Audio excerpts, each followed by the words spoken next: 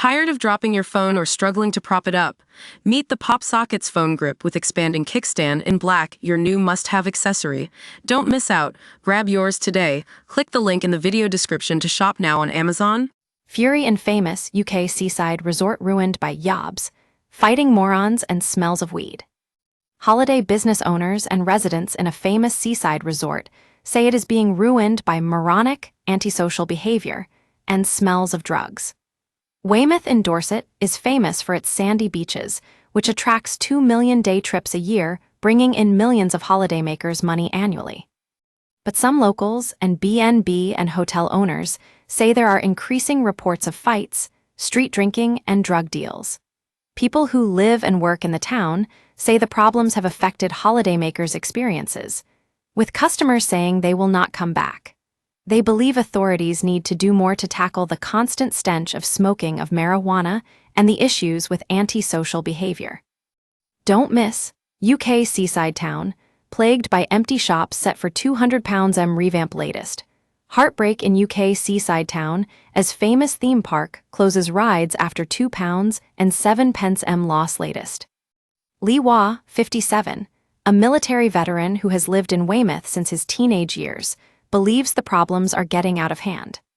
He said, "It's definitely got worse. The levels of the problems seem to be higher. For example, we need tables out the front to showcase our clothes and bring people into the shop, but opportunists steal them. It's a catch-22. It's a problem in town, groups can cause mayhem.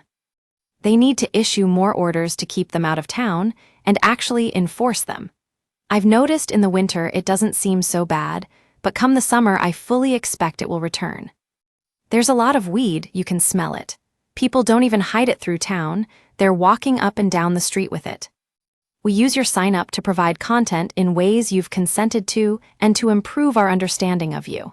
This may include adverts from us and third parties based on our understanding. You can unsubscribe at any time. Read our privacy policy. Read more. Gorgeous seaside city perfect for summer getaway and last country you'd expect latest. The UK's ancient seaside town that's surrounded by medieval walls latest. The incredible 190-mile road trip through African countries' best seaside towns latest. It's the pack mentality with groups, just yobs who are only young. My mate got beaten up and had to go to hospital. The town looks run down as well. It's quite a deprived area and there is a lot of poverty. And if it starts to show in the town and, with the antisocial behavior in with it, it can be an unpleasant place to come. If you happen to be one of the people who gets caught up in, you probably won't come back again. But under austerity, they closed everything. All the youth centers and progress made in the 90s stopped. Young people have nowhere to hang out. I think we could do with a few more officers on the beat, even if they're just community support officers.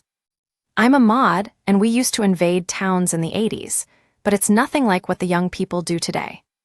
Janet and David Dye, 67 and 71, are from Basildon, Essex, but frequently visit their son who lives in the town. David, a retired manual laborer, believes it is not fair on families who visit the area.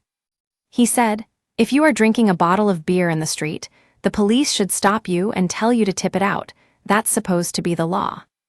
But a lot of the time they won't, until someone complains that they're drunk.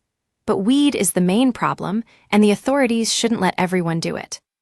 Janet, who used to work in the hospitality sector, said, "Don't they have community officers who are supposed to be here walking up and down? We've been coming here loads for 13 years, and we've never seen any." David said, "They should have people monitoring it, walking up and down, and if they catch them, give them a warning and take the stuff away, and then if they get caught again, they should be prosecuted. That's everywhere, and that's why they're smoking weed. They've got nothing else to do, so they cause a nuisance. If they want to play with knives, stick them in the army. That'll teach them discipline and teach them respect, because most of them haven't got any. People get more money from benefits than a job. They turn around and say, 'It's not worth us going to work. We get more money on benefits.' We should send them out and tell them to sweep this promenade, pick the rubbish up, then at the end of the week, when they've got something signed to say they've done it, they can get their benefit. Work for it." Janet added, "But the government doesn't think like that, do they? They really don't. There's no community groups or programs or anything for children who are above the age of 12, 11, or 12. There's nothing for the older children. Barry Coleman, 69, has owned the shop Bond 57 for 4 years.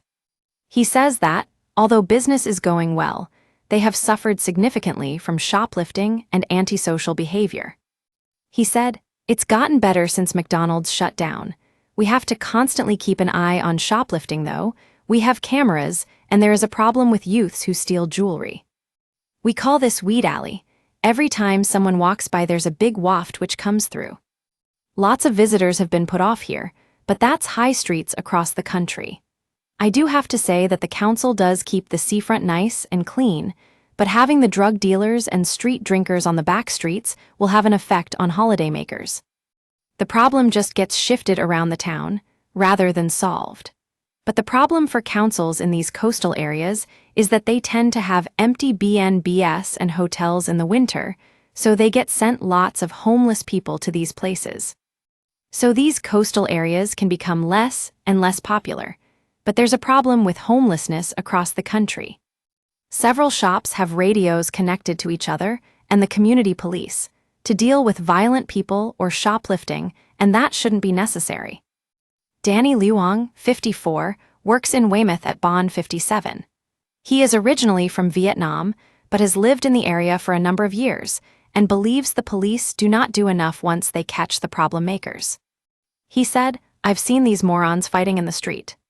The community police do a good job, but they catch the morons, disperse them, but they don't do anything, they don't prosecute them, so they come back." According to the police and crime commissioner, last year crime went down here. It hasn't, it's gone up, but now you have to fill out so many forms, it's 12 pages long. And it's just not worth the time, so nobody gets prosecuted and crime looks like it's going down. Kate Matthews, 56, has lived in Weymouth for 11 years and has owned the shop Pimpled since October 2024. She said, "There are definitely more instances of large groups that are on the seafront that are drunk and noisy. The biggest problem in Weymouth is teenagers. Particularly round by the station, that is a major problem, but luckily they don't tend to come in here. We have a WhatsApp group for the street so we can let each other know, and we can look on the CCTV and check. It's sometimes the people you least expect, like a young couple in their 20s. I've had a couple of moments where I've recommended people to stop whatever it is they're thinking of doing.